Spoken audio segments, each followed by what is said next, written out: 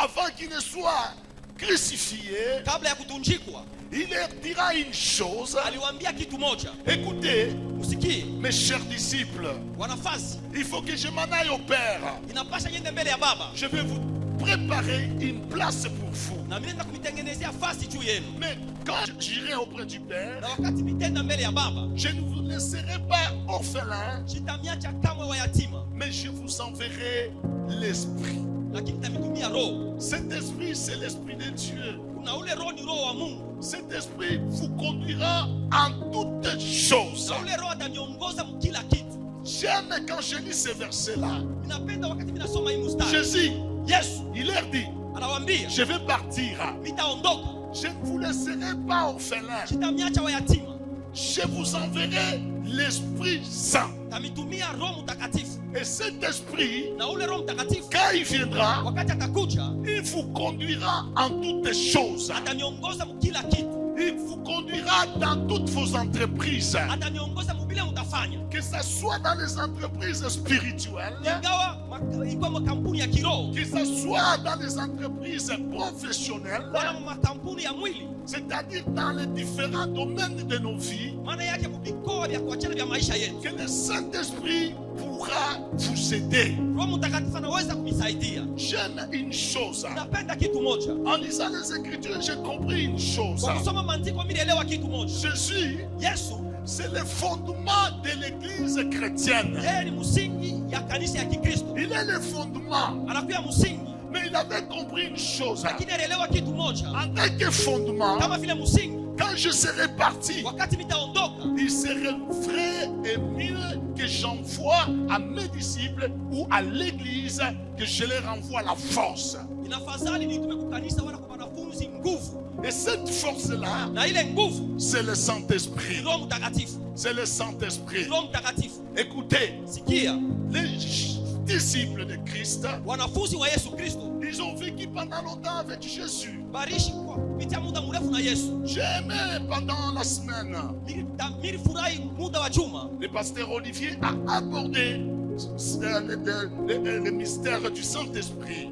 mtumishi Olivier alileta siri ya Roho Mtakatifu. Il a dit quelque chose Alisema kitu moja qui nous a beaucoup édifiés. na ilitufariji kabisa. Il a dit les pierres d'avant la Pentecôte et les pierres d'après la Pentecôte sont deux pierres différentes. Alisema Petro kabla ya kupokea Roho Mtakatifu na Petro kisha kupokea Roho Mtakatifu ni watu wawili wa kuachana. J'ai entendu même les modérateurs en train de faire allusion à cela. Nilisikia hata mtangulizi kufananisha tena ile. Il était le temps d'aller à l'église à la prière. Ilikuwa ni wakati ya kwenda kukanisa. Pierre Petro et Jean, na Yohana alors qu'ils s'en allaient, wakati wanaweza kwenda, ils ont rencontré quelqu'un qui était paralytique depuis sa naissance. balikuta mtu mwa mlemavu tangu kuzaliwa kwake. Mais qu'est-ce qu'ils ont dit? Lakini balisema nini? Ils ont regardé ces paralytiques-là. Wanaangalia ule mlemavu, Ils ont dit, wanasema nous n'avons ni l'or ni l'argent. hatuna na dhahabu wala pesa, Mais ce que je lakini ile niko nayo j'ordonne, ninaruhusu au nom de Jésus, jina la Yesu, lève-toi mama et marche. na utembee.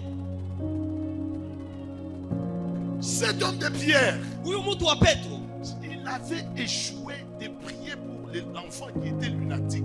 alishinda kuomba kwa ule mtoto alikuwa wa kifafa. Jean Yohana était là, alikuwa pale, ayant échoué de prier pour les lunatiques. wote wawili walishinda kuombea ule mtoto wa kifafa. Qu'est-ce qui s'est passé? Nini ilipitika? Le père de l'enfant, Baba wa mtoto il est allé vers Jésus-Christ. anaenda kwa Yesu Kristo, Il a fait un rapport anapeleka ripoti, en disant, anasema ses disciples ont échoué. wanafunzi wako walishinda, Je leur avais apporté mon enfant ili baletea mtoto pour qu'il prie. chuma mombei Ils ont échoué. na walishinda. Aucun miracle Hakuna hata muujiza ne mmoja s'était pas produit.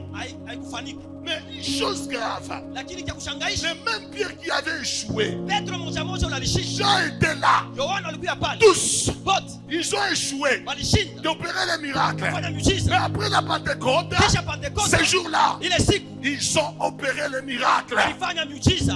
Quelqu'un qui était naturellement paralysé, Mtu alizalikwa mlemavu il ne pouvait pas marcher. asikuweze kutembea. Écoutez, Sikia, pour ce malade-là, juu ya ule mgonjwa, pour cet enfant-là, juu ya ule mtoto, cet enfant ule mtoto pouvait, je ne sais pas, par une force, il pouvait dire, écoutez, vous avez prié pour moi, aliweza kusema kupitia nguvu ya kusema mnaombea, non, je me sens guéri. na mimi nashikia mimi napona, Alors qu'il n'était pas en réalité guéri. lakini kwa kweli Il ashikuonesha pouvait le faire. aliweza kuifanya. Mais pour ce qui est de cet homme qui était paralysé, Lakini sio ule mtu alikuwa mlemavu, c'était quelqu'un qui avait les pieds qui ne pouvait pas, en tout cas, se tenir debout. alikuwa na miguu ile iweze kushimamia bwima, Mais on a vu lakini tuliona quelqu'un mtu qui était paralytique yule alikuwa mlemavu se tenir debout kushimama bwima et marcher na kutembea à cause du Saint-Esprit. juu ya Roho Mtakatifu, À cause du Saint-Esprit. juu tu ya Roho Mtakatifu. Donc les pierres Petro d'avant le Saint-Esprit, mbele ya Roho Mtakatifu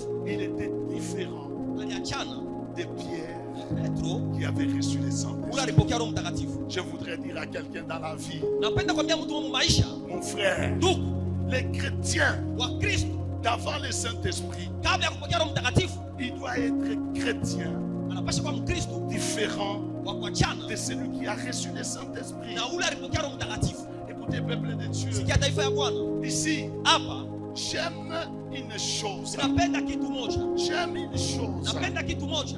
Quand nous lisons les Saintes Écritures, nous comprenons une chose. Kama tunasoma maandiko matakatifu tunaelewa kitu moja, Que baptiser d'eau ya kwamba kubatizwa na maji et baptiser du Saint-Esprit et du feu na kubatizwa na Roho Mtakatifu na moto sont trois choses ni différentes. vitu tatu vya kuachana, Trois choses différentes. vitu tatu vinaleta tofauti. Oui, Ndio je vis les chrétiens. niliona wa Kristo, Je sais que même dans notre église, beaucoup de gens se posent la question de savoir ninajua hata hapa ndani ya kanisa watu wengi wanajiswali, quand est-ce que nous allons recevoir les baptêmes d'eau. tutapata ubatizo wa maji siku gani? Et je dis toujours, Nasemaka sana, nous ne voulons pas amener les gens dans les rivières. hatupende kupeleka watu kumitoni, Nous ne voulons pas amener les gens dans les rivières parce que même dans nos rivières aujourd'hui, il y a les pratiques démoniaques, il y a les gens qui amènent certaines personnes, les démons, dans les eaux.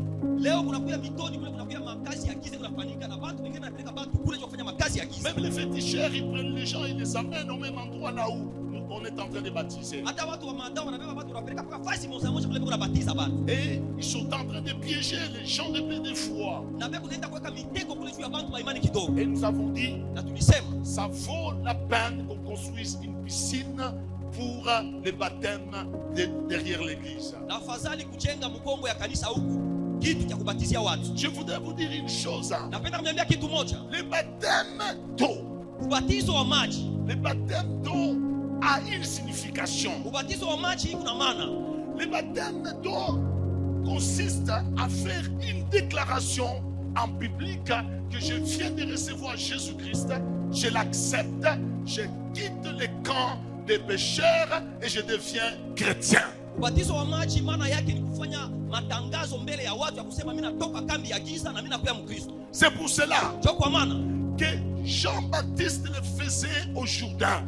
Yohana Mbatizaji alianza kuifanya kule kumtoni ya Yordani. Il le faisait parce que c'était un lieu public. Aliifanya kule juu ilikuwa ni nafasi ya watu wote. Là où tout le monde allait. Kule watu wote wanaweza kwenda. C'était comme le centre-ville à l'époque. Ilikuwa kama vile kijiji zamani. Tous allaient là-bas. Watu wanaweza kwenda kule. Il y avait les activités qui se passaient là-bas. Kulikuwa watu mingi wanapita Les pale. gens pouvaient aller acheter les poissons et revendre là-bas. Watu wanaweza kwenda kufanya biashara kuuza samaki na C'était comme kushisha. un centre commercial. Ilikuwa ni nafasi ya Et biashara. là, Na kule tout cela que Jean-Baptiste avait prêché wale bote walipata mahubiri ya Yohana et Mbatizaji. amené à la repentance, Alipeleka kulomba huruma. il devait les conduire vers le Jourdain, Alipasha kuwapeleka ku Yordani là où il est baptisé. na kule anaweza kubabatiza. Et le baptême en public Na ubatizo mbele ya watu voudrait être un signe en foi de quoi inapasha kutosha alama ile kupitia que les gens qui ont reçu le message de Jean-Baptiste ya kwamba wale watu walipokea mjumbe ya Yohana pouvaient se montrer publiquement. walipasha kujionyesha mbele ya watu Que la voix qui criait dans le ya désert, kwamba sauti inaweza kulalamika kule nous kujisema. l'avons acceptée. Tunaipokea.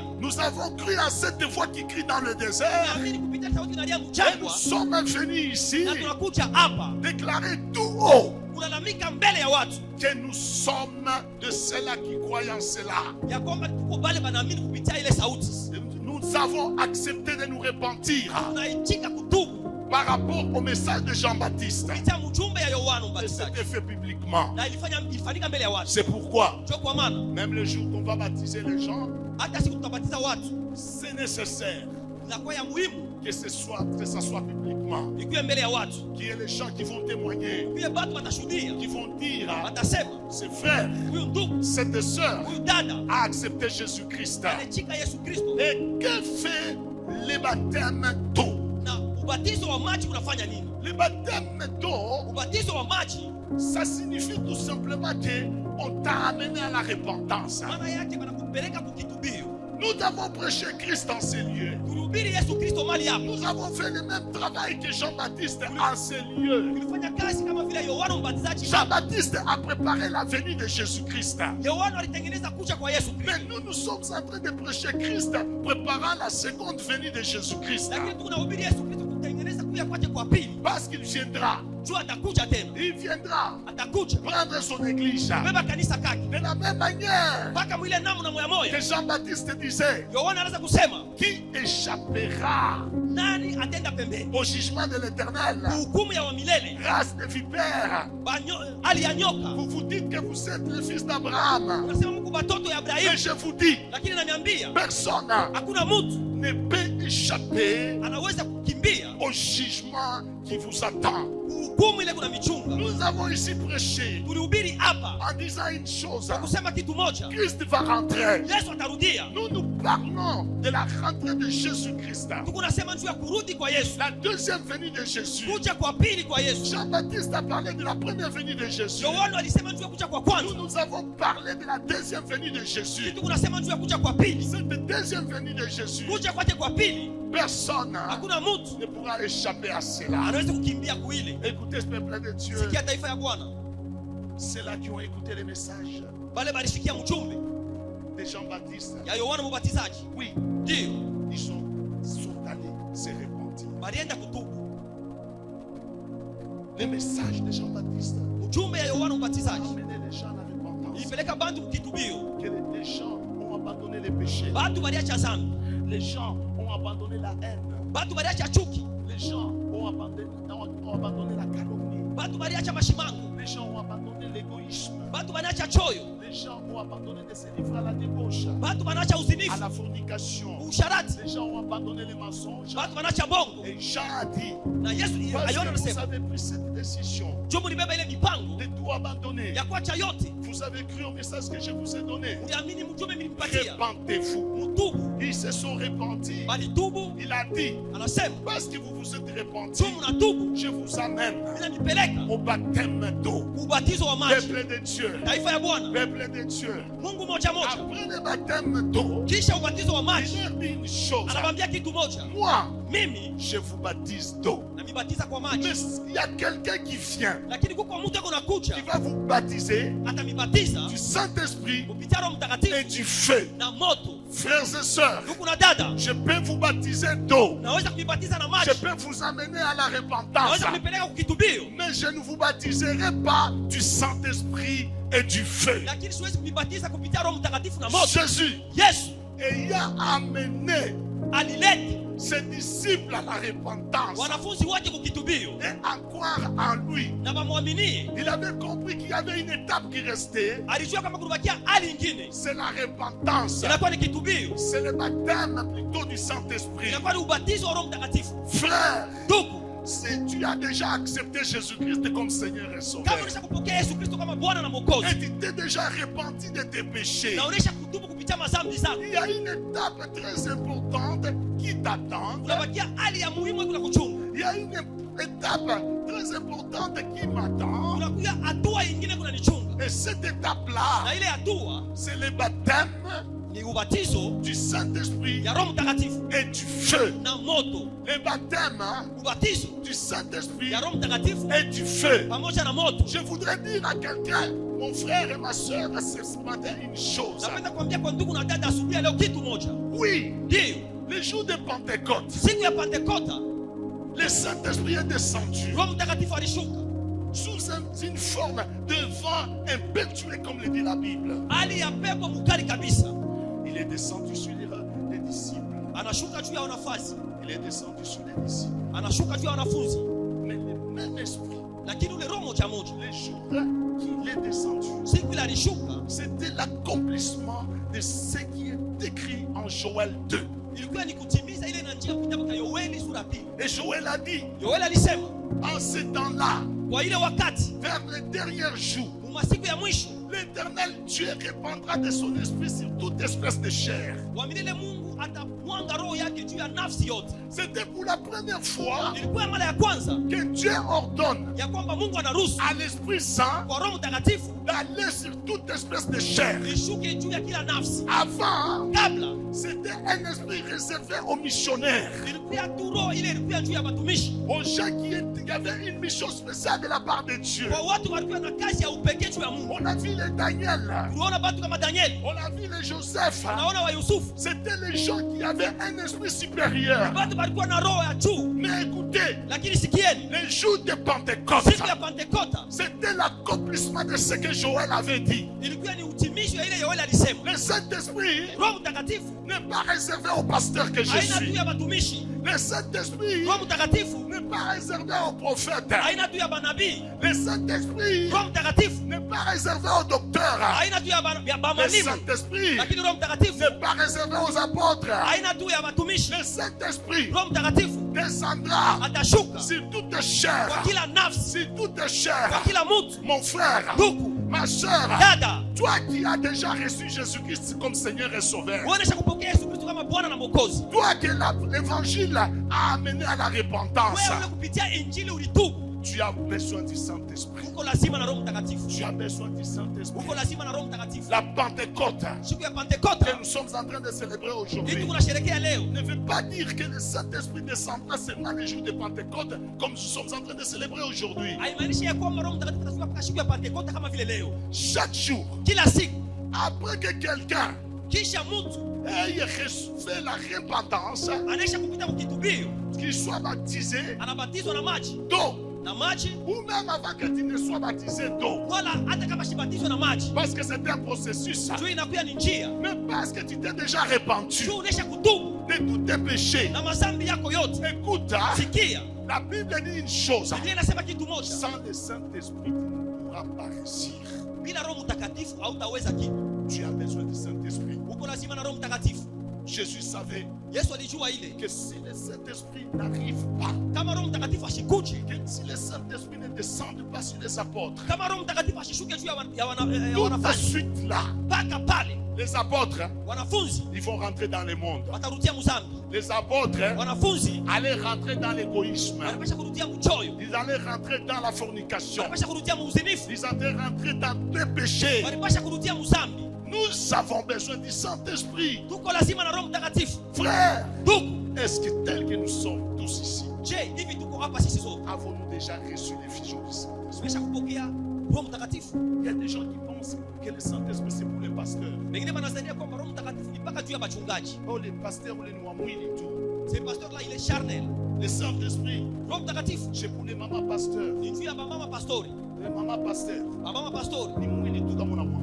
si vous la regardez, elle est vraiment Elle charnelle. n'a rien de spirituel. Ashina na vitu vya kiroho. Les anciens, les pasteurs qui sont autour de notre révérend pasteur, ce sont des pasteurs qui sont charnels. Wazee bale bote beko kando kando ya mtumishi, bote beko tuba mwili. Et quand on les regarde, Na kama tunabatazama, il n'y a rien de spirituel. hapana na vitu vya kiroho. Quand ils parlent Wakati comme tout le monde. wanasema kama vile batu bote. Qui t'a dit que le Saint-Esprit c'est pour les serviteurs? Nani alikwambia kwamba Roho Mtakatifu ni juu ya makuhani? Le Saint-Esprit c'est pour nous tous. Roho Mtakatifu ni juu ya batu bote. Si tu n'as pas encore reçu le Saint-Esprit dans ta vie, Kama uyapokea bado Roho Mtakatifu maisha il y a yako, un problème, mon frère. unakuya jambo ndugu. C'est pourquoi Cho kwa maana certaines choses dans ta vie vitu vingine maisha yako ne marchent pas. haviendeki. Tes entreprises Biashara yako ne marchent pas haviendeki. parce que tu n'as pas le Saint-Esprit. Jua una na Roho Mtakatifu. Le Saint-Esprit, Roho Mtakatifu quand il viendra, wakati atakuja il vous aidera dans toutes vos entreprises. atamisaidia mu makazi yenu yote, Les entreprises qui sont spirituelles, makazi ya kiroho tout comme les entreprises qui sont charnelles. wala makazi ya mwili. Le Saint-Esprit Roho Mtakatifu doit nous aider. anapasha kutongoza. Le Saint-Esprit doit nous aider. Roho Mtakatifu anapasha kutusaidia. Tu agis, Unasema, tu agis unatenda dans le bon sens. kupitia dunia yako nzuri. C'est une erreur grave. Inakuwa ni makosa kabisa. Il faut avoir le Saint-Esprit. Tafadhali kuwa na Roho Mtakatifu. Écoutez, Sikia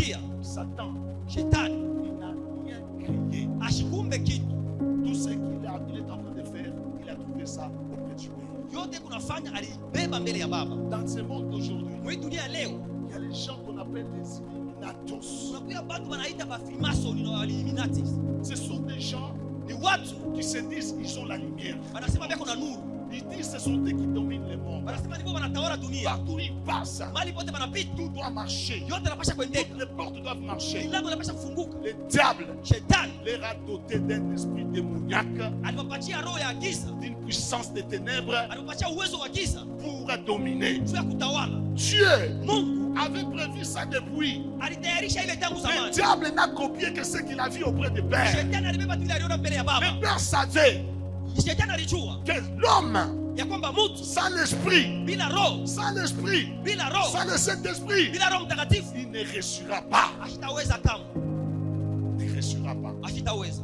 Dans ce monde, Hii dunia il a été constaté une chose. alitazama kitu moja. Il y a des gens qui ont écrit des livres. Huko batu beko wanaleta ufungulivu. Il y a des gens qui ont fait de grandes découvertes. Batu balifumbula vitu mingi. Parmi les grandes découvertes, Kupitia vitu il balifumbula. y a tellement de découvertes que c'est Dieu lui-même qui a révélé à ses enfants. Unakuya vitu balifumbula vile ni Mungu peke yake alifumbula kwa watoto Il y yake. a aussi des découvertes Huko vingine balifumbula. que les gens appartenant au monde des ténèbres, Batu balebe kumkisa. ils ont réalisé ça Balifanya ile à cause de l'esprit des ténèbres. kupitia roho ya giza. Un homme fort, Mtu wa nguvu c'est celui qui est spirituel. ni ule kuwa kiroho. Un homme fort, Mtu wa nguvu c'est celui qui a reçu le ni ule Saint-Esprit. alipokea Roho Mtakatifu. Pourquoi Juu ya nini? marches-tu dans ce monde Juu hii dunia sans le Saint-Esprit? hauwezi kutembea bila Roho Mtakatifu. En quoi? Juu ya nini? En quoi? Kupitia nini? Ceux-là qui se disent Illuminatus, Wale wanasema bachawi, les Illuminati, roses chrétiens, Rose Christian, les flamasons, Freemason, te dépassent toi. wanakupita Ils wewe. te dépassent toi Wanakupita wewe. parce que toi tu n'as pas le Juu Saint-Esprit. wewe una na Roho Mtakatifu. Tu es chrétien Uko Mkristo sans force, bila nguvu. chrétien Kristo sans puissance. bila uwezo.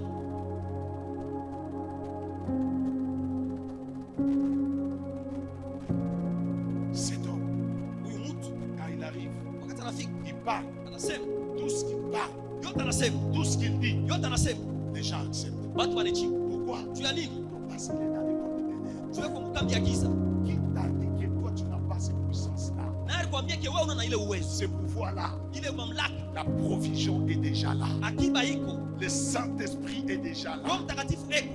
Depuis qu'il est descendu le jour de Pentecôte, Tangu alishuka siku ya Pentekoste, il n'est pas encore reparti auprès du Père asharudia mbele ya Baba et laissé le monde vide. na kuacha dunia mtupu. Il est là. Eko hapa, Il est en train de se mouvoir. eko natembea Si l'autre fois, kama zamani il se mouvait sur les eaux, alitembea pa maji, aujourd'hui, leo il se mouve autour de tout le monde. unatembea kando kando ya Tu n'as shimo. pas besoin d'aller sur les eaux. Hauna bendera Le kama maji. Saint-Esprit est Roho là. Mtakatifu eko hapa. C'est lui qui est descendu le jour de Yule Pentecôte. alishuka siku ya Il Pentekoste, est là. eko hapa. Il est là. Eko hapa. Saisis le Saint-Esprit. Beba Roho Mtakatifu, Te donnera le pouvoir atakupatia uwezo de marcher sur les démons, ya kutembea juu ya mapepo, sur les sorciers. juu ya machawi.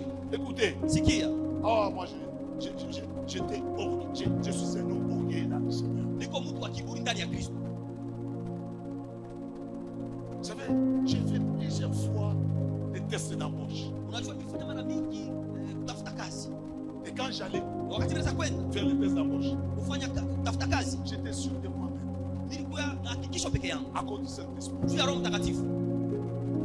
Et quand j'allais Kwa wakati naweza kwenda devant ces gens-là, mbele ya wale watu, j'ai prié. naweza kuomba, Je disais, Seigneur, naweza kusema Bwana, donne-moi le pouvoir. unipatie mamlaka Comme celui que tu avais donné à Moïse. vile pamoja na unipatia Musa. Moïse avait un esprit supérieur. Musa alikuwa na roho wa juu, C'était le Saint-Esprit. ilikuwa Roho Mtakatifu. Je disais, Naweza kusema Père, Baba, ces gens que je vais rencontrer, watu nitakutana nao, que j'ai un esprit supérieur. nikuwe na roho ya juu. Quand j'arrive là-bas, Wakati ninafika qu'il soit DG akuye deshe ou qui que ce soit, wala yoyote, moi je dois démontrer que je le dépasse. mimi napasha kusema ya kwamba mimi nampita, Je connais plus que ce que lui connaît. ninajua kuzidi ile anajua. Et s'il a besoin d'un directeur de comptabilité, Na kama nakuya mtu na nakuya mtaalamu, Je suis pesa, là. niko hapa, je suis là. niko hapa, Et il me demande même le salaire. na nalomba hata mshahara. Je vais prendre mon salaire de l'autre côté, je le multiplie même par 2. Mimi nabeba mshahara yangu, mimi naizidishi mara pili. Monsieur, tu veux qu'on te donne combien? Baba, unapenda kupatia ngapi? Si ailleurs je touchais 80 $, Kama kule mtaka kupata $4,000, donnez-moi 8 000 $. nipatie $8,000. Comme ça, je viens. Na pale nitakuja. Et si vous ne me donnez pas, pas, kama munipe je ne viens pas. nitakuja. Mais tu es prêt Na uko pour tayari venir quand? utakuwa shukani À tout moment. saa yoyote. J'ai vu les gens en train de dire, cet homme il est en train de passer d'une entreprise minière à une autre. Ah bah toi, tu vas pas ça couilla dans ma esprit supérieur. Oui, j'ai l'esprit supérieur. Miliona watu beko nasema huyu mtu anageuza makampuni anapasha kuwa na roho ya juu kabisa. L'esprit qui est descendu ce jour-là, Ule le roho- jour de Pentecôte. Ule roho alishuka siku ya Pentekota. Je ne suis pas aujourd'hui chômeur.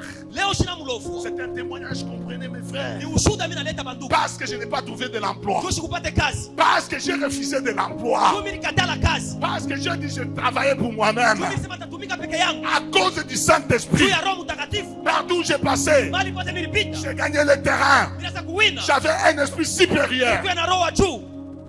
Un esprit supérieur. Roho wa juu. J'ai reçu cet esprit Nilipokea ile Roho Mtakatifu. qui vient venir d'en haut. Inatoka juu. L'esprit Roho. en question Roho mwenyewe. me donne la capacité de prêcher l'évangile. Ananipatia uwezo wa kuhubiri habari njema. Moi, Mie. quand je prêche l'évangile, Wakati mimi nahubiri. j'ai confiance au Saint-Esprit. Mimi natumainia Roho Mtakatifu. J'ai confiance au Saint-Esprit. Niko na tumaini na Roho Mtakatifu. Même quand je parle, Hata kama mimi nasema. je sais Ninajua. que le Saint-Esprit est en Roho œuvre. Mtakatifu anafanya Il est en kazi. train d'opérer dans le cœur d'un Anafanya chacun. kazi. Pourquoi? Juu ya nini? Parce que le Saint-Esprit est sur moi. Juu Roho Mtakatifu yuko juu yangu.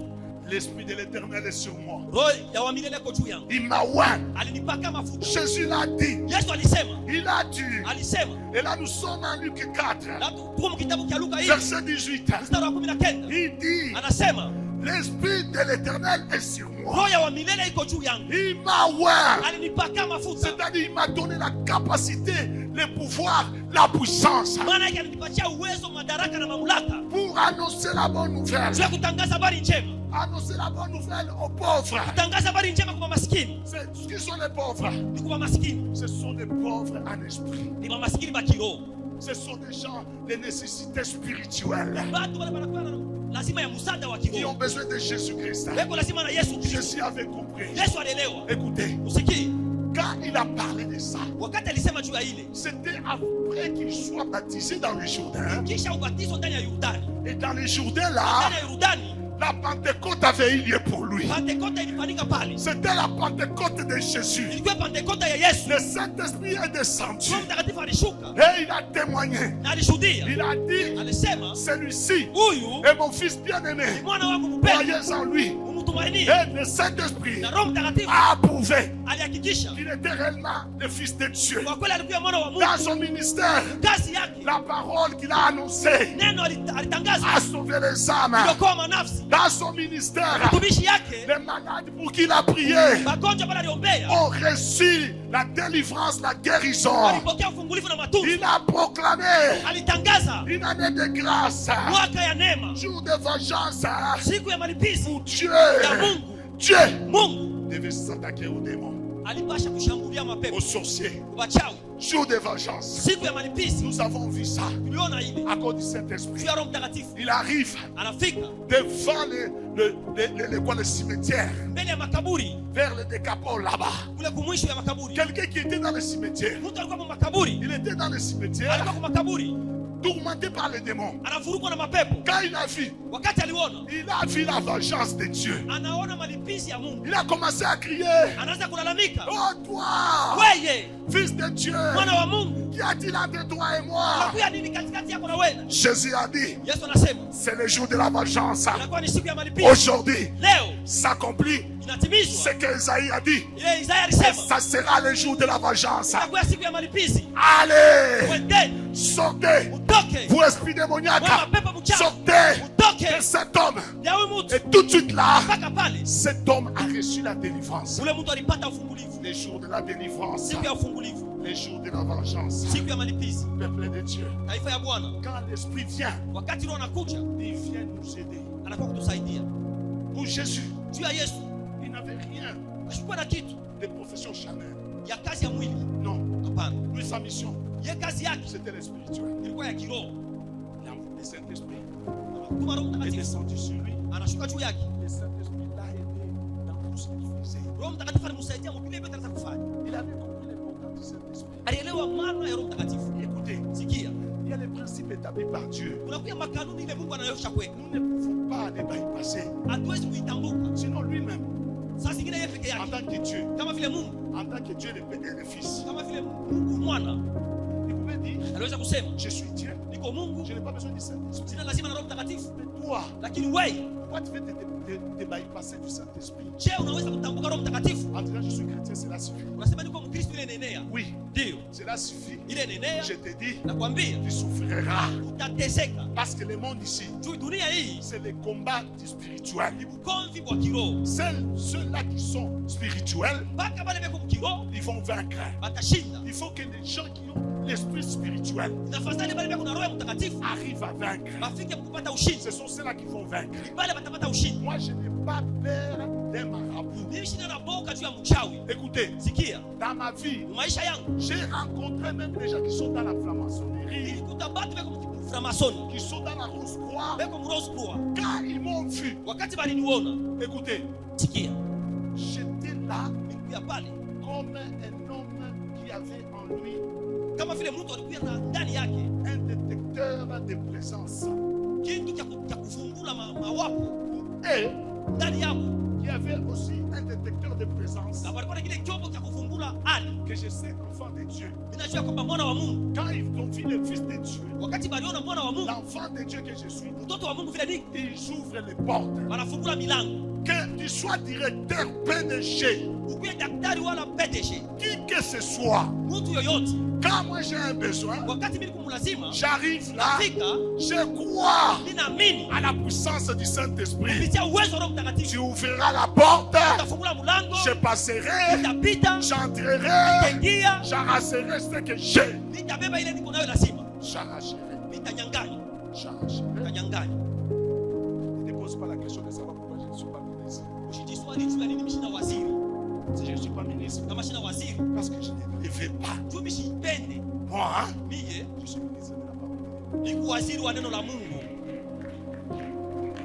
Si je le veux, Kama mimi naipenda, je le serai. nitaikuya. Ne te pose pas la question. Usijiswali Pourquoi je ne suis pas honorable, juu mimi sina mheshimiwa, député?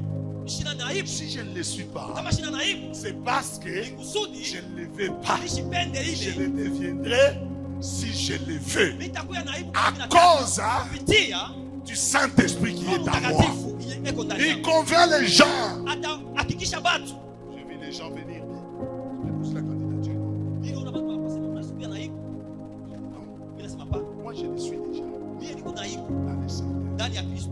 Je le suis déjà. Niko ndani ya Kristo. Mes frères, Bandugu, je vous dis, naniambia le Saint-Esprit Roho Mtakatifu a la capacité eko na uwezo de t'ouvrir les portes là où c'était fermé hermétiquement. kufungula milango mali pote ilifungiwa.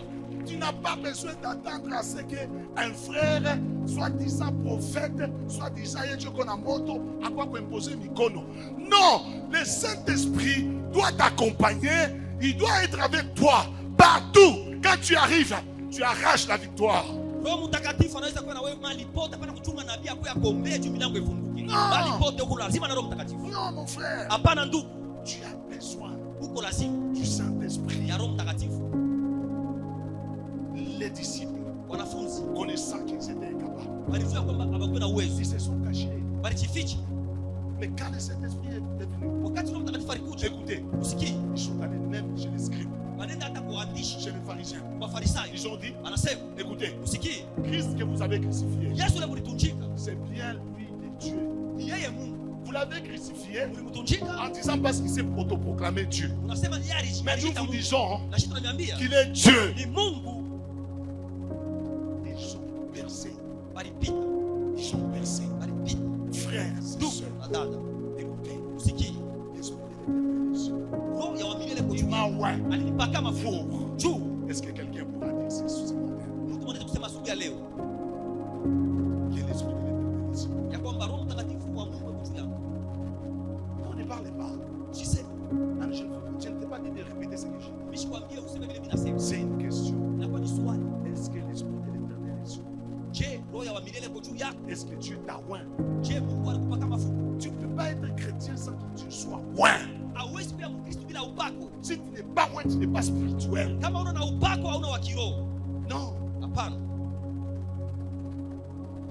Sans Saint-Esprit, Bila Roho Mtakatifu, on est amené à toujours te faire. tu déambules seulement pour déambuler. ile Et komsa. les démons, quand ils te voient, Na mapepo wakati nakuwa ils disent que celui-là, il n'a rien. wanasema huyu ana kitu. Écoutez ce qui s'est passé les jours de Pentecôte. Ile ilipita siku ya Pentecote. La Bible dit une chose. Biblia inasema kitu moja. Ils ont vu des flammes de feu sur chacun des disciples. Wanaona timi za moto juu ya kila Mkristo. Écoutez, Usikieni. une histoire spirituelle Hadithi ya kiroho et qui a eu lieu aux yeux de tout le monde un seul jour. na ilifanyika mbele ya watu wote siku moja. C'est pour la première fois et la dernière fois Ilikuwa ndio mara ya kwanza na mara ya mwisho que Dieu ya Mungu a ouvert les yeux même des païens. alifungula macho hata ya wapagani. Dieu a donné des visions même aux païens Mungu analeta maonyo kwa wapagani. pour qu'ils voient Juu baone les feux moto qui étaient ilikuya sur les disciples juu ya wanafunzi. afin qu'ils comprennent une chose. Mungu aelewe kitu moja Que quiconque ya kwamba yoyote a le Saint-Esprit eko na roho a mtakatifu une flamme sur sa tête. eko na ntimiza moto yule ya kichwa chake. C'était le seul jour. Ilikuwa ni siku moja. Et aujourd'hui, Na leo je n'ai pas peur. sina na woga, Je n'ai pas honte. sina na aya, Je n'ai pas de réserve pour nishitajichunga dire juu ya kusema sur tous ceux-là qui ont reçu le Saint-Esprit, kwa wale wote walipokea Roho Mtakatifu sur le plan spirituel, hali ya kiroho, même les démons, hata mapepo, même les sorciers, hata macheo, même ceux-là qui sont spirituels à Jésus-Christ, hata majukumu kiroho ndani ya ils Yesu pourront voir les flammes de feu sur leur tête. wanaweza kuona ntimi za moto yule ya Est-ce vichwa qu'il y a vyake. une flamme de feu sur ta tête? Pokea ntimi za moto yule ya Est-ce vichwa. qu'il y a une flamme de feu sur la tête? Je kuna kuya ntimi za moto yule ya Écoutez. kichwa. Sikia, J'étais encore jeune. nilikuwa kichana, J'étais en 4e année secondaire. nilikuwa masomo ya 4 ya Mes sekondari. parents sont partis. Wazazi wanaenda Ils ont déménagé. banama, Ils m'ont laissé dans la commune où j'étais. wananyacha mule mliwali milikuya. Je devais rester chez ma tante maternelle. Nilikuwa shakwati kwa shangazi. Dans cette rue Na mwile barabara de ma tante maternelle, ya shangazi c'était une rue réputée des sorciers. ilikuwa ni barabara mlikuwa bachawi mingi. Mais vous savez ce que je faisais? Unajua bila kufanya nini? Quand j'étais à la maison, Wakati nilikuwa kunyumba, j'ai prié toute la nuit. niliweza kuomba usiku mzima. J'ai prié. Niliweza kuomba, J'ai prié la nuit. niliweza kuomba usiku. Et j'ai dérangé les sorciers du quartier. Na niliweza kuvuruka bachawi wa vile mtaa. Et chaque fois que je sortais sur l'avenue, Na kila wakati niliweza kutoka ndani ya barabara. tous ces gens-là du quartier, quand ils me regardaient, Wale bantu ya mtaa kama bananiona, ils regardaient c'est quoi il wanaangalia ni ule wanapaswa ule kijana. Ule kunaomba. ces voix-là, Wanaweza kuangalia, il est là. eko pale. Dans cette avenue-là, Mwile njia, il y avait dans ce quartier-là des enfants qui étaient détruits. mulikuya mwile mtaa mulikuya batoto wenye kuharibika. C'est jouer au jeu de cartes, Wanaweza kucheza kule kwa jeu makarti, d'hasard, kutafuta pesa na makarti. prendre des alcools. Beko na kunywa pombe. C'était des gens.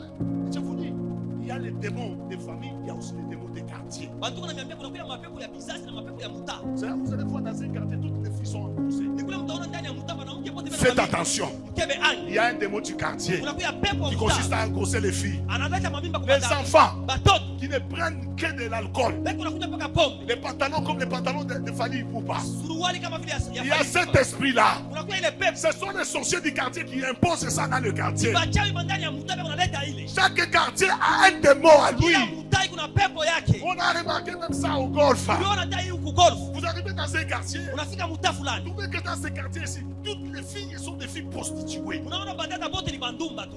Tous les enfants de ce quartier, ils aiment toujours les bars. Ils passent leur temps devant les bars. Batoto bote banaume beko ndaba kwa mabana kunywa mapombe. Les démons du quartier. Mapepo ya mtaa. Alors dans ce quartier-là, Na mwile mtaa il y avait ces démons-là, kulikuwa ile mapepo. imposés par les sorciers. Bachawi wanaweka hivi. Mais quand je sortais, Wakati niliweza kutoka, je sortais très orgueilleux là, niliweza kutoka na kiburi. marchant, Niko natembea en disant, na niko nasema Mpime mwe, essayez seulement. na kushiku mtanishikia. Et la nuit vous verrez. Utabona wanatuma mtoto. Et vous allez le voir en train de me regarder. C'est celui qui prie, c'est celui qui prie. C'est ces garçons-là. C'est ces garçons-là. Il voyait quoi? Wanataka kuona nini? Le feu, Moto, la flamme ndimi, sur ma tête. juu ya kichwa. Et je crois Na mimi naamini que j'ai cette flamme même aujourd'hui. ya kwamba ile ndimi hata Si toi leo. tu ne sais pas voir ça, Bala baone ile. c'est parce que Ni juu. Dieu ne t'a pas encore ouvert les yeux pour voir. Mungu ashafungula macho tu uone ile ndimi za moto. S'il t'ouvre les yeux, Kama anafungula macho, comme il a fait au jour de Pentecôte, vile alifanya siku ya il a Pentecoste. ouvert les yeux même aux païens. Alifungula macho hata ya Ils ont vu wapagani. les flammes. Aliona ndimi. Vous verrez cette flamme-là. Taona ile ndimi za moto. Si Dieu m'ouvre les yeux, Kama Mungu ananifungula je macho, verrai des flammes sur les têtes de certaines personnes. taona ndimi pa bichwa ya watu wengine. Et sur certaines personnes, Na bichwa ya watu wengine. c'est les ténèbres. Giza tu. C'est les ténèbres. Ni giza. Et quand tu as ta tête les ténèbres, Kama kuna giza hiyo ya kichwa, tu es exposé. unawekewa mbele, Tu peux être manipulé à tout moment par les diables. unaweza kutumikishwa kila wakati kupitia shetani. Quelqu'un m'a donné un témoignage. Mtu mara nipatia ushuhuda. Un père Baba moja de famille ya chama fulani. Sa mère lui dit, Mama yake anamuonesha, mon fils, mtoto, dans la vie, maisha tu rencontreras toutes sortes de choses. utaona vitu kadhalika. Ici, au village, Kijiji il y a beaucoup de sorciers. unakuwa wachawi mingi, N'ose pas lakini usipime toucher un jour un fétiche. kugusa dawa siku moja, Et surtout, na zaidi n'ose pas usipime aller chez un fétiche. kwenda kwa mfumu Et les papas là, na ule baba. un jour, Siku moja frappé par des problèmes. anapigwa na maneno kadhalika. Sa famille ne marchait pas. Ndani ya jamaa vitu haviendeki, Une fois qu'il ne voulait pas, ashende mbele, il s'est dit, anasema non, hapana, moi je vais mimi napaswa kwenda kutafuta mfumu. les conseils que ma maman m'avait donné. Mashauri mama alinipatia, Non, non. hapana, Pourquoi elle m'avait donné ces conseils-là? C'est pour que je souffre. twende nipatie mashauri tu teseke. Pas là, Ule baba il allait chez le féticheur. anaenda kwa mfumu, Il allait chez le féticheur. anafia kwa mfumu, On amène des eaux, on amène des bassins, on lui fait des cérémonies. wanamletea maji, wanamletea mabaseni, wanamfanyia kazi pale, On lui dit, anamuonesha dans ces bassins-là, ndani ya hii beseni sur lequel on va voir là, mtu utaona mtu il faut les mettre là. kapasha kumtwanga kisu, Et après ça, je ne sais pas les mettre. anabeba kisu, Il est empoignardé. anapasha kutwanga. Quand il a empoignardé là, Wakati sasa kutwanga, il a vu en vision. anaona ndani ya onyo Il sait que sa maman lui disait. ile mama yake anaweza kumuonesha Les jours là, il est ile siku mama yake anaweza kumshauri, anaona ile siku et il a eu. na anapata boga, Il a dit, non, je ne sais pas. anasema hapana, sitaweza. Alors le féticheur lui a dit, Na mfumo anamuonesha, tu as déjà touché à tout. umesha kubamba vyote Aujourd'hui, leo, tout ce qui te reste, ile nabakia ce n'est pas de faire cette opération. ni kufanya tu hii kazi, Il a fait cette opération. kama kufanya hii kazi, Parce qu'il a déjà pris l'engagement avec les dieux. umesha kubeba mipango na Il shetani. a dit non, Anasema hapana, je le ferai pas. sitaifanya. Il est parti. Anaondoka, Il est chez lui à la maison. anafika kwaje kunyumba, Quand il faisait dodo, wakati anaweza kulala, quand il dormait là, wakati alilala, il voit anaona qu'il était quelque part alikuwa mahali fulani avec les gens. na watu Ces gens-là wale batu avaient le feu sur eux. walikuwa na moto juu yao, Lui, lakini yeye tout le monde pouvait constater qu'il n'avait pas de feu sur eux. watu wote waliona ya kwamba shina na moto juu yake. Frère, frère, Yakubamba Bamba, Le fait de toucher par-ci par-là, utapotesha Roho Mtakatifu. tu vas perdre le Saint-Esprit. Utakuya bantu bote beko na roho Tu verras que tout le monde a l'esprit, wa una nayo. mais toi tu n'en as pas. Qu'est-ce qui s'est passé avec ça? Nilipitika na ule baba, Il s'est passé quelques 2-3 années seulement. kulipitika miaka 2-3. Et papa là, Ule baba il a vu les démons en train de lui réclamer. anaona mapepo iko na mudai, Ils lui ont réclamé ses enfants. wanaanza kudai watoto. Et il paraîtrait qu'il aurait même donné un enfant, 2 enfants, 3 enfants, je ne sais pas. Inawezekana sasa zingine alitoa hata mtoto wa mmoja wala wawili, Mais à un moment donné, il a dit, lakini kila wakati fulani anasema, pourquoi donnerais-je mes enfants? je nitapeleka watoto yangu bosi Si je suis allé chercher les fétiches, kama mimi nitafuta dawa, c'était pour que ilikuwa ni juu ces enfants soient heureux. hawa watoto wakuwe na Mais je commence à les tuer. na mimi naanza kuwaua tena. Là, Pale la conscience lui est arrivée. dhamiri inarudia, Il a dit aux démons, anaambia mapepo, apportez-moi. nibebe peke yangu, Et il a été apporté. na alibebewa Il était mort. na alifariki. Pourquoi? Juu ya nini? Parce qu'il avait déjà laissé. Il n'avait rien comme flamme sur lui. Juu ya shukupia na moto juu yake. Écoutez, peuple de Dieu. Usikie taifa ya Bwana, Vous devez tous désirer avoir le feu de Dieu, le feu sur, de flamme sur nos têtes. tunapasha kutamani kuwe na ndimi za moto ya Roho Mtakatifu juu ya vichwa vyetu. Quand nous avons le Saint-Esprit, Wakati kuna Roho Mtakatifu, le Saint-Esprit Roho Mtakatifu va nous revêtir de sa puissance atatuvika na uwezo pour wake, faire tout ce que nous pouvons faire. juu tufanye yote tunaweza Mais kufanya, le flamme doit rester sur nos têtes. lakini ndimi inapasha kubakia hapa kichwa. Même quand tu passes, Hata kama unapita, on sait identifier. Les sorciers identifient les gens qui sont moindres. balozi wanajua kutambua watu wale wako kidogo sana mkiroho. Même quand tu passes là, Wakati unapita, on te dit tu n'as rien. wanakuambia una kitu, Tu n'as rien. hauna na kitu. Kama unataka vya shetani, Si tu as pris les choses du diable, wanasema kuna vya shetani. on dira qu'il a les choses du Mais diable. ule mfumo wake ana na vya nguvu kunipita mimi. Lakini son féticheur là n'est pas plus puissant que moi. Mais kama ukuna ile ya kutoka kuroho ya baba, Néanmoins, si tu as ce qui vient du Saint-Esprit, ile ilishuka siku ya ce Pentekoste. qui était descendu le jour de la Pentecôte, Nakwambia ndugu yangu, je te dis mon frère, utatembea fashi tu yote, marcheras partout. baloshi, Les sorciers, baframason, les francs-maçons, bale bantu bote beko mambo mystique, les occultistes, bataona moto ils verront le feu par excellence. par excellence. Na ile moto Et ce feu-là, ni moto ya Roho Mtakatifu. c'est le feu du Saint-Esprit. Désire avoir le Saint-Esprit. Tamani kuwa na Roho Mtakatifu, Désire avoir le feu. tamani kuwa na moto, Désire avoir la flamme. tamani kuwa na ndimi za moto.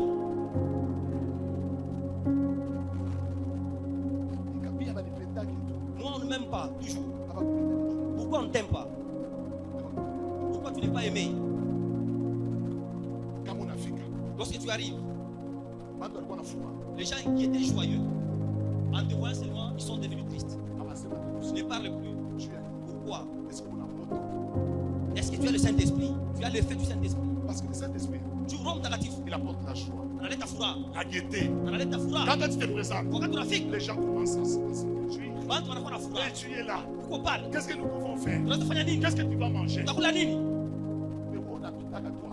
Néanmoins, toi tu passes seulement ici. On habite à toi. Quand tu passes, Quand on a des démons. les gens voient seulement des démons. Oui. Dis, Oui. dis, Tu peux être même PDG. unaweza kuwa PDG D'une entreprise. ya kampuni fulani. Tu vois ton ami avec qui tu as étudié. Unaona mtu ulifunga naye, Tu les regardes. unamtazama, Tu vois les démons. unaona mapepo, Tu vois qu'il n'a rien de flamme. unaona ana na ndimi za moto, Il ne brille pas. ashiombaki. Kabla ya kumpatia mkataba juu apate kazi, utapatia mtu mwingine. Ce n'est pas le fait qu'il est ton ami. Haina juu ni rafiki yako, Parce que tu dois dire. juu ulifunga naye Ce n'est pas usimpatie. le fait que tel est ton ami. Haina juu fulani ni rafiki, Il va te donner du travail. atakupatia kazi. Hapana, Il y a des gens kwa watu qui ont des amis de ministres. beko na marafiki ba Ils waziri, n'ont pas de feu. lakini hapana na moto, Ils n'ont pas de flamme hapana na ndimi za sur moto leur tête. kwa vichwa yao, Et ils n'ont pas reçu des avantages qu'ils pouvaient réussir. na hapapate mafaida ile walipasha kufanya. Hapana, Peuple de Dieu, taifa ya Bwana désirer tamani avoir kupata le Saint-Esprit. Roho Mtakatifu. Le Saint-Esprit Roho Mtakatifu est capable de beaucoup de choses. anaweza vitu mingi. Écoute, Sikia, il nous aidera dans toutes nos entreprises. atatusaidia makazi yetu yote, C'est on dit dans toutes les choses. kila kitu, Autrement, dans toutes nos entreprises. makazi yetu Vile yote, vyote tutaanza. tout ce que nous allons Vile entreprendre, tutafanya. tout ce que nous ferons, Roho Mtakatifu atatusaidia. le Saint-Esprit nous aidera. Atatupatia sagesse Il va nous donner la sagesse ya kuchunga hata urafiki. pour garder même l'amitié, Urafiki uendelee shukuma na sisi tukaone. pour que l'amitié puisse continuer. Et un jour, Kama nous una na davantage. Saint-Esprit, Lorsque tu as le Saint-Esprit, utakosana na mwenzako. tu peux avoir des problèmes avec Kesho ton ami. unasikia sana kwa PDG. Un jour, tu apprends Wewe qu'il devient ulikosea petit. leo. Toi, tu lui as fait des Parce offenses. que Kusudi, hauna na Roho tu Mtakatifu. n'as pas le Saint-Esprit. Le Saint-Esprit Roho Mtakatifu te donnera de l'intelligence. atakupatia akili. Ce que je suis en train de vous communiquer, Ili kuna mitangazia ce sont les facultés du Saint-Esprit. inakuwa ni mamlaka ya Roho Quelqu'un qui a Mtakatifu. le Saint-Esprit, Ule una Roho il Mtakatifu aura l'intelligence. atakuwa na akili, L'intelligence même financière. akili hata ya pesa, Il sait gérer l'argent. anaweza kuchunga pesa, L'intelligence financière. akili ya pesa. Kama on a le Saint-Esprit, Si tu n'as pas le Saint-Esprit, utapata makuta, tu auras l'argent utarabisha. et tu vas vraiment dépenser. Il y a des gens qui ont eu beaucoup d'argent. Il y a kuku bantu walipata pesa mingi. Moi, je connais même les amis Mimi najua hata marafiki qui ont eu beaucoup d'argent walipata pesa mingi sans intelligence financière. bila akili ya pesa. Et Bo ils ont eu l'intelligence de la prostitution. walipata akili ya usharati. Désespère.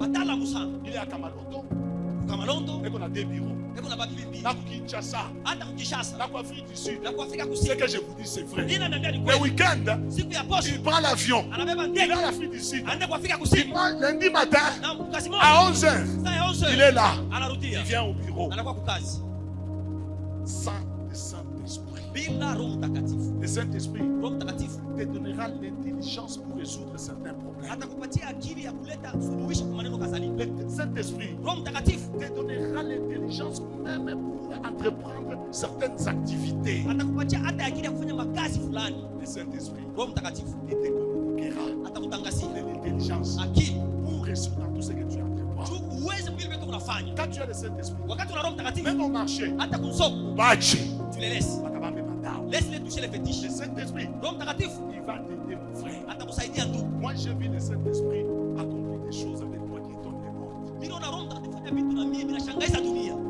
Quelqu'un vient, Mtu anakuja il regarde, anatazama il dit, anasema non, ça ce n'est pas Dieu. yeye ana Mungu. Vous pensez que c'est Dieu? Wewe unaweza kile Mungu. C'est Dieu.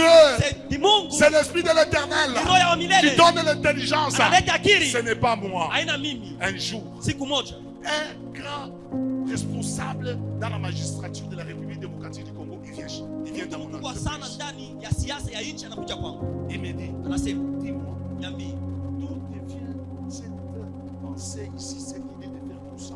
je unapata akili gani? Unapata akili wapi kufanya bibi yote? J'ai rigolé. Ninacheka. Il me dit, qu'est-ce que tu me dis? Toi, même tu es qui? Anasema wewe mwenyewe unani? Moi, je suis enseignant à l'université. Ni mwalimu wa kuchio chuo. Il dit, entre. D'où te vient cette idée ici? Anasema ile akili inatoka wapi? Tu fais tout ça. Kufanya bibi yote. Tu pensais que je pouvais me dire que ça vient de l'intelligence? intelligence parce que j'ai étudié. Anasema kama mimi basi nilifuta sana ndio ninapata akili. Namwambia C'est le Saint-Esprit. ni Roho Mtakatifu. Mais moi, Hata mimi je n'en reviens pas. nishikielewe. Mes frères, ce qui est vrai, Ile kweli. quand je vois ce que le Saint-Esprit peut faire dans la vie de quelqu'un, Kama naona vile Roho Mtakatifu anafanya maisha ya mtu. même dans ma propre vie, Hata maisha yangu. je n'en reviens pas. Sielewe. Il est normal. Inakuwa muhimu. Quelqu'un pense Mtu awazike. que cet homme a touché au grigui Huyu mtu anabamba dawa. pour être ce qu'il est. Kwa kufanya kile C'est tout à fait normal. inakuwa kadhalika. Pourquoi? Tu as nini? Le Saint-Esprit, Roho Mtakatifu il a compris les choses alifanya vitu dont l'œil n'a point vu. vile macho Les haikuona. choses qui ne sont pas montées au cœur de Vitu quelqu'un. kupande kuroho ya Lui, mtu. il peut les faire monter à ton cœur Anaweza kuvipandia pour kuroho que tu yako. les réalises. Anavifanya. Le Saint-Esprit Roho et les Mtakatifu. gens Watu wanasema seront étonnés. watashangaza. Et n'est pas jolie cette fille. Ana mzuri huyu mwanamke. Quand vous plutôt Yves. Très chétif. Mais angalia bwanaki. Regardez son mari. Ndeko mrefu De baka. grande taille. Ali mubamba tu bwana nje. Comment est-ce qu'elle a trouvé ce Ali mari? mubata nje. Comment est-ce qu'elle est parvenue à Angalia trouver ce shiba mari? zuri. Nous qui sont belles, Eh tu baka hivi na ngai nous sommes toujours comme ça en train de souffrir. Le Saint-Esprit Roho Mtakatifu lui a communiqué alimtangazia la sagesse, azalimu la stratégie akili pour convaincre cet homme-là. juu ya kubamba ule Et bwana. il y a le Saint-Esprit. Kuwe na Roho Mtakatifu.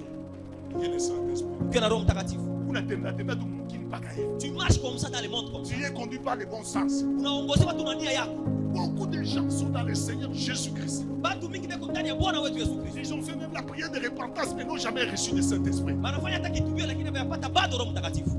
Hapana. Non. Hapana. Quand tu as le Saint-Esprit, Wakati una Roho Mtakatifu, tu peux même regarder ton mari. unaweza kuangalia Bwana wako. Mon mari, Bwana, je t'aime bien. nakupenda sana. Mais fais attention. Lakini keba anyu. Tu es bien habillé. Unafanya mzuri. Les soucis, les dames riches là, Donc l'impudique là, la sœur là, n'arrive pas à te faire tomber. ashikuangusha. Tu es pour moi. Uko wangu. Et tes maris, regarde. Il a dit ça. Na Bwana anasema nani muonesha Pour les dames riches là, on s'en sort. cette impudique là qui marchait Il là. a quoi des droits? Réellement elle est là. C'est comme dans mon échange. Et y a-t-il pas quelqu'un qui est allé lui Pour dire les ça? dames riches là, on cache. L'impudique là de notre service. Peut-être mon échange. Y a-t-il quelqu'un qui est allé lui Le rapporter ça? Saint-Esprit Roho Mtakatifu. parle. Eko nasema. Il parle. Eko nasema. Le Saint-Esprit. Roho Mtakatifu. Mes frères et sœurs, Bandugu na badala. il te donnera la force. Atakupatia nguvu. Là où tu es faible, Kule unakuwa il mdhaifu, vient te fortifier. atakupatia nguvu. Le Saint-Esprit Roho Mtakatifu donne la connaissance. analeta elimu, Il donne la connaissance. analeta ufahamu, Même la science. hata siasa. Écoutez, Usikii. il y a des choses, hein, Uko vitu. même si je ne connais pas la réponse, Hata ingawa sina na jibu. même si je n'ai pas lu, Hata kama sikusome. il y a des choses quand ça arrive. Uko vitu kama vinafika. Le Saint-Esprit me donne la science. Roho Mtakatifu ananipatia elimu. Il me donne le bon sens. Ananipatia nia mzuri. Je sais manipuler ça et là, je dis non, non, parce qu'il y a ça, là, c'est que la bonne réponse c'est ça. Mimi najua kutumikisha hiki na kile, mimi najua kusema jibu ya kweli na pia ni Le Saint-Esprit peut me donner la connaissance. Roho Mtakatifu anapaswa kunipatia ufahamu. C'est-à-dire, il peut me donner la science. Anapaswa kunipatia elimu. Le Saint-Esprit, Roho Mtakatifu. même si tu n'as pas de papa, de maman, d'oncle pour te conseiller, Ingawa una na baba na badada juu ya kukusaidia. le Saint-Esprit va te donner un conseil. Roho Mtakatifu atakupatia shauri. Il ne faut pas dire non, tu te dis combien, Bachipo, Baba, Bachipo, Maman. Usiseme ya kwamba nous sommes des orphelins, on n'a pas de papa ni de maman. C'est pourquoi nous menons une vie désordonnée. Ndio kwa maana tunaishi maisha ya ovyo. Nous, on ne nous a pas dit ingénieur quelqu'un, ce n'est pas un problème parce que nous n'avons pas de papa, de maman, nous sommes des orphelins. Sheba kutuambia sema kuchambula ni mubaya parce que hatuna na baba na mama. Qui t'a dit ça? Naye alikwambia vile. Les paraclés. Amen. Les paraclés. Roho Mtakatifu Il est là. eko pale. Les conseillers. Ushauri, Il va te conseiller. Il atakushauri, va te dire, atakwambia ici fais ça. hapa fanya Ici hivi, ne fais pas ça. hapa usifanye vile. Les conseillers. Ushauri, Le Saint-Esprit. Roho Mtakatifu. Il mène même la Hebu naleta hata maisha ya ustarehe. il mène la sanctification. Analeta hata utakaso. Écoutez, Usikii. quand quelqu'un a le Saint-Esprit, Mtu ana Roho Mtakatifu. c'est le Saint-Esprit qui le guide. Ni Roho Mtakatifu anamuongoza. Tu lui dis, Anamwambia ne fais pas ça. usifanye hivi. Tenter, Usipime. tenter, Mpime, être tenté, kujaribiwa, tu seras tenté. utajaribiwa. Mais le Saint-Esprit Lakini Roho te Mtakatifu donnera la piété. atakupatia Il a fait ukamilifu. avec Christ. Alifanya na Kristo. N'était le Saint-Esprit qui est descendu ce jour-là lors de son baptême dans le Jourdain, Kama ina Roho Mtakatifu alishuka siku ya ubatizo wake ndani ya Yordani, dans le désert, ndani ya jangwa. là où il était tenté à droite reprise par les Kule diables. alijaribiwa na shetani mara Il tatu. serait tombé. Alipasha Le kuanguka. Père avait compris Baba alielewa que Jésus-Christ ya kwamba Yesu était 100% Dieu, alikuwa Mungu, 100% homme. alikuwa tena mtu. Dans le désert, Ndani ya jangwa, le diable shetani a touché à l'homme. aligusa mtu. Il a dit, Anasema, toi, wewe tu as faim. kukula njala. C'est le corps qui avait faim. Ni mwili ilikuwa na Ce njala. n'est pas le Dieu qui avait Haina Mungu faim. alikuwa na njala. Notre Dieu Mungu wetu n'aura jamais faim. ashina na njala. Jésus, Yesu en tant que Dieu, kama vile ne Mungu pouvait pas avoir faim. hashwezi kuwa na njala. Le corps Mwili a eu faim. ilikuwa na njala. Prends cette pierre, Beba ijiwe. transforme-la Badilisha en pain. mkate. Tu manges Ukule. parce que tu as faim. Juu kuna njala. Le corps était là. Mwili ilikuwa pale. L'esprit, Roho. parce que l'esprit de l'éternel Juu roho ya milele était déjà sur lui. ilikuwa juu yake. L'esprit dit Roho anasema au diable, kwa shetani, l'homme mtu ne vivra pas seulement du pain, ashtaishi tu juu ya mais de mkate. toute parole qui sortira de la bouche de son Kila père. neno lote latoka kinywa cha Baba. C'est alors qu'il a vécu cette fois-là. Ndio kwa maana alimwona shetani. Et il les prend encore. Anakuja tena. Il dit, Anasema tu es un homme, uko Mungu. tu as les désirs. Kuna mania. Les désirs. Mania. Toi, Wewe si tu veux kama unaweza pas, là, panda juu. va dans les hauteurs. Uende juu kabisa. Laisse-toi tomber. Na uchache kuanguka. Et celui que tu appelles ton père, Na unaita Baba il viendra, atakuja. il te sauvera. Atakukoa. Il enverra les anges. Atuma malaika Ils viendront atakuja te sauver. kukoa L'orgueil, kiburi et le diable, ya shetani. il voudrait toucher l'orgueil. Alipenda kukuza kiburi kilikuwa ndani ya Il mtu. voudrait tester Aliweza kupima qu'il y avait de l'orgueil en Jésus. ya kwamba kulikuwa kiburi ndani ya Yesu. Jésus a dit, Yesu anasema j'ai dominé l'orgueil. ninatawala À kiburi cause du Saint-Esprit, juu ya Roho Mtakatifu. il a dit, Anasema c'est qu'il a dit. ila alisema. Amen. Amen. Il lui dit, Namuonesha encore, mara nyingine si tu peux kama unaweza pécher et m'adorer, na kunyabudu je te donnerai son sacrifice. na kupatia hii ufalme wote. Anasema C'est qu'il a dit. ila alisema. Il a dit quoi? Alisema nini? Tu n'adoreras que l'éternel Dieu. Dieu. Utaabudu Mungu Baba peke yake. Jette-toi. Ujitupe, Il est écrit. imeandikwa. Tu ne t'appelleras pas l'éternel Dieu. Hauwezi kujaribu wa milele Mungu wako À cause de l'esprit. juu ya Roho Mtakatifu. L'esprit de l'éternel qui était sur lui. Roho Mtakatifu wa Bwana alikuwa juu yake. Mes frères, Bandugu, mes soeurs, badada, que cette parole, hii neno, que cette expression hii msemo ne reste pas pour Jésus. ishibakie tu juu ya Yesu. Esaïe l'a dit. Isaya alisema, Christ a pris ça. Yesu anabeba hii. Il n'a pas dit Asikuseme que tout ça c'était pour moi seul. hii ilikuwa juu yangu peke yangu. Il a dit Alisema aujourd'hui, leo c'est accompli imetimizwa ce que le prophète Esaïe a dit. ile nabii Isaya alisema. L'éternel, l'esprit de l'éternel est sur moi. Roho ya wa milele iko juu Il yangu. m'a oint. Alinipaka mafuta. Toi aussi, Na wewe tu peux dire, naweza kusema l'esprit de l'éternel est sur moi. roho ya wa milele iko juu yangu. Comme il a dit Vile alisema en Joël, ndani ya Yoeli, en ce temps-là, kwa ile wakati dans les derniers jours, masiku ya mwisho je répandrai de mon esprit sur toute espèce de chair. tamwanga roho yangu kwa kila nafsi. Frère, Ndugu, sans l'esprit de Dieu, bila roho wa Mungu tu es appelé à échouer. utaitiwa kwa kushinda. Aujourd'hui, Leo nous avons besoin tuko lazima de prier ya kuomba pour que le Saint-Esprit juu Roho Mtakatifu puisse descendre. apate kushuka. Non seulement le Saint-Esprit, Hapana tu Roho Mtakatifu, je constate une chose. niliona vitu kitu moja. Il y a 3 baptêmes. Kuna pia ubatizo tatu: Le baptême d'eau, ubatizo wa maji, le baptême du Saint-Esprit, ubatizo wa Roho Mtakatifu le baptême du feu. na ubatizo wa moto. Quand le baptême du feu vient, Wakati ubatizo wa moto unakuja, le feu détruit tous ceux qui sont dans nous, tout ce qui est péché. moto inaharibu na kuchoma yote, iko kama vile zambi ndani yetu. J'étais orgueilleux. Nilikuwa wa kiburi, Tu cesses d'être orgueilleux. unaacha kuwa na kiburi. Il y a des choses qui ne marchaient pas dans ta vie. Uko vita vikwende kwa Le maisha feu yako. vient, Moto inakuja, il consume tout ce qui ne marchait pas. inachoma vile vyote vikose kutembea. Tout ce qui est des démons. Vile vile kwa vya mapepo. Tu as besoin du Saint-Esprit. Uko lazima na Roho Mtakatifu. Le Saint-Esprit ne vient pas Roho Mtakatifu et asikuja. il repart. Tena anaondoka. Viens. Anakuja. Quand il vient, Wakati anakuja, il doit avoir une place en toi. anapaswa kupata nafasi Si ndani on yako. invite, tu es obligé d'inviter encore le Saint-Esprit aujourd'hui. Kama unapenda kuita Roho Mtakatifu leo, C'est parce que quelque part peut-être, ni juu saa zingine tu l'avais énervé, ulimsirikisha, il est parti. aliondoka. Il t'a laissé ikabod, Anakuacha bila neema, sans gloire. bila utukufu. Si tu as besoin de lui, Kama uko lazima naye, tu peux prier unaweza kuomba, qu'il vienne encore. anakuja tena Parce qu'il n'est pas là. juu ashina. Par moment, Saa zingine tu peux avoir le Saint-Esprit. unaweza kuwa na Roho Mais Mtakatifu. demande à ce que le feu brille. Naomba moto ianze kuwaka, Tout ce qui ne marche pas. yote iweze Le kuendeka. baptême du feu, Ubatizo wa moto, afin que tout ce qui ne marche pas brille. juu vile vyote viweze kuendeka, vya iwake Et moto, qu'il brille l'esprit d'égoïsme. ichome roho ya choyo, Qu'il brise qu'il brille tout ce qui est péché en nous. ichome vyote vitu kama vile zambi ndani Nous yetu. avons besoin de ça. Uko lazima na ile Peuple de Dieu, taifa ya Bwana, tenons-nous debout. simamia kuima. Tunakuhubiri habari njema.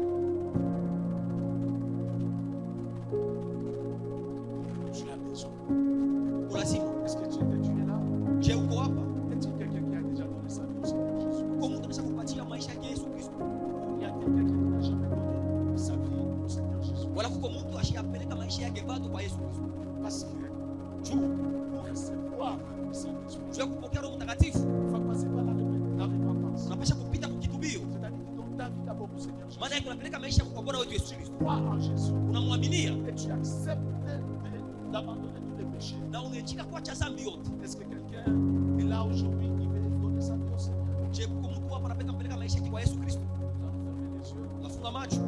Si tu es là, Kama uko hapa, ne regarde pas à gauche ni à droite. ushangalie kushoto na kuume. Je voudrais que mon frère, si tu es là, Napenda ndugu kama uko si hapa, dans tous ces temps, si tu venais à l'église, mais tu n'as jamais reçu Jésus-Christ comme Seigneur et Sauveur, kama unaweza kwa kanisa bila kupokea Yesu Kristo kama Bwana na Mwokozi, lève ta main. nyosha mkono yako. Nous allons dire au Seigneur, Utamwambia Bwana, nous allons te présenter au Seigneur. utampeleka mbele ya Bwana. On va avoir honte. Usiwe na haya. Que Dieu te bénisse, mon frère. Mungu akubariki ndugu. Que Dieu te bénisse, mon frère. Mungu akubariki ndugu. Que Dieu te bénisse, ma soeur. Mungu akubariki dada. Si tu es là, n'hésite pas. Ferme tes yeux, ne regarde pas à gauche ni à Funga macho, droite. ushangalie kushoto na kuume. Tu risques d'avoir ce que la femme de Noé a eu. Unaweza kupata ile bibi wa Nuhu alipata. L'un de l'autre, Bibi wa Lota ile alipata. en regardant les autres. Kwa kuangalia wengine, Tu veux savoir que l'autre n'a pas donné sa vie. unaweza kujua nani ashipeleke maisha yake. Merci beaucoup, ma soeur. Asante dada. Il y a même dans l'église les gens qui se disent chrétiens mais qui n'ont jamais accepté Jésus-Christ comme Seigneur et Sauveur. Kupata bantu kukanisa wanasema ni Bakristo lakini hawayapokea Yesu Kristo kama Bwana na Mwokozi. Dans les choses de Dieu, Vitu vya Mungu il y a aussi des choses qui apparaissent comme cérémoniales, c'est-à-dire accepter Jésus. Si tu ne l'as jamais accepté, toi, comme Seigneur et Sauveur, mets ta main en l'air. kama huyapokea bado Yesu Kristo kama Bwana na Mwokozi, nyosha mkono yako. Merci beaucoup, Asante. mes frères et sœurs. Bantu kuna badada. Nous allons prier. Je vais prier pour vous. Naomba juu yenu Et après, nous allons passer à une autre étape. na mtu tutapita kwa hatua nyingine. Père, Baba, l'évangile a été prêché ce matin. injili nahubiria asubuhi ya leo Comme Jean-Baptiste, kama vile Yohana Mbatizaji. j'ai prêché le royaume des cieux à ton peuple. Nahubiri ufalme wa mbinguni kwa taifa yako. Les frères et sœurs se sont reconnus coupables. Bantu kuna badada wanajitambua wenye Et kuhukumiwa. aujourd'hui, Na leo ils ont accepté de donner leur vie à toi, Jésus-Christ. wanaisha kupeleka maisha yako kwako Bwana Yesu. Père, Baba, je viens avec eux auprès de toi. nakuja nabo mbele yako. Je les recommande comme tes enfants, Seigneur. Ninawaombea kama vile watoto yako Je Bwana. prie pour leur repentance. Ninaomba juu ya dhambi yako. Ils sont là, Seigneur. Beko hapa Bwana. Ils se reconnaissent pécheurs. Wanajitambua wenye Ils dhambi. se reconnaissent pécheurs, éternel notre Dieu. Wanajitambua wenye dhambi wa Ils milele viennent kwetu. pour la repentance. Wanakuja juu ya kutubu. Père, Baba, pardonne leurs péchés. rumia dhambi yako. Pardonne leurs péchés. Rumia makosa yako. Reçois-le Wapokee comme tes enfants kama vile watoto yako. dans ton royaume. Ufalme wako. Qu'ils soient désormais Tangu sasa des bakuja. princes, éternel notre Dieu, dans ton royaume. Wakuwe watoto ya mfalme Et mfalme non wako. comme des ouvriers. Hapana kama vile En wenye tant que kazi. prince Kama vile bana qui watoto wa mfalme. domine. En Watawale. tant que prince, Kama vile watoto wa que la mfalme. gloire les accompagne. Utukufu Merci basindikize. Seigneur. Asante Bwana. Parce que tu as donné ta vie au Seigneur. Juu ulipeleka maisha yako kwa Bwana. Parce que tu t'es déjà repenti. Juu na tu.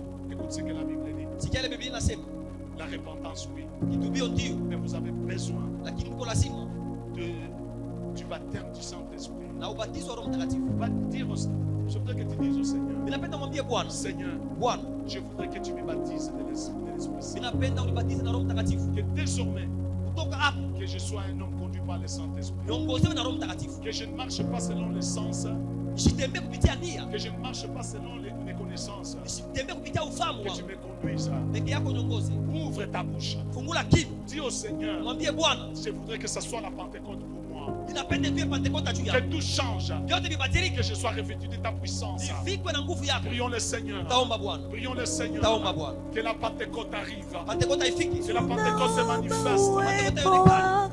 Que la Pentecôte se manifeste, Pentekoste Seigneur. ionekane asubuhi ya leo. Dans la vie de mon frère, Maisha yangu. dans la vie de ma soeur, qui marchait autrefois sans Esprit Saint. Tunaomba uwepo Que le wako Saint-Esprit les guide. Baba, Que le Saint-Esprit soit à l'œuvre, Seigneur. Que le Saint-Esprit tunaomba nous aide. uwepo wako Sois manifesté de Dieu. Baba,